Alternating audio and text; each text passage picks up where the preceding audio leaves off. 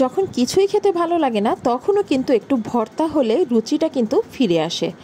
তো আমি কিছু একদম কচি ডাঁটা শাক পরিষ্কার করে ধুয়ে টুকরো করে তারপরে পানি আর লবণ দিয়ে সিদ্ধ বসিয়ে দিয়েছি। এই শাকটা সিদ্ধ হয়ে গেলে আমি শাকটার পানি একটু নেড়ে চেড়ে পুরোপুরি শুকিয়ে একেবারে শুকনো শুকনো করে নিচ্ছি।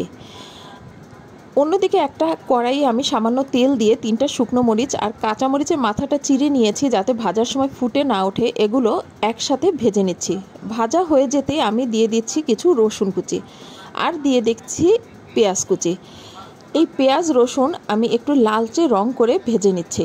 পেঁয়াজ রসুন ভাজা হয়ে যেতে এর ভেতরে দিয়ে দিচ্ছি সেই শুকনো শুকনো করে রাখা শাকগুলো। এবারে শাকগুলোকেও আমি একটু ভাজা ভাজা করে নেব, এতে করে কিন্তু ভর্তার টেস্টটা অনেক বেড়ে যাবে। সব কিছু ভাজা ভাজা হয়ে যেতে এবারে চলে যাচ্ছি পরবর্তী প্রসেসে। উপকরণগুলো ঠান্ডা করে নিয়ে আমি একটা ব্লেন্ডারের জারে নিয়ে নিয়েছি, আপনারা চাইলে কিন্তু শিলপাটাও বেটে নিতে পারেন। তো আমি এগুলোকে এবারে ব্লেন্ড করে নিচ্ছি। ব্লেন্ড করে নিতেই কিন্তু চমৎকার স্বাদের এই ভর্তাটা ঝটপট রেডি হয়ে গেল।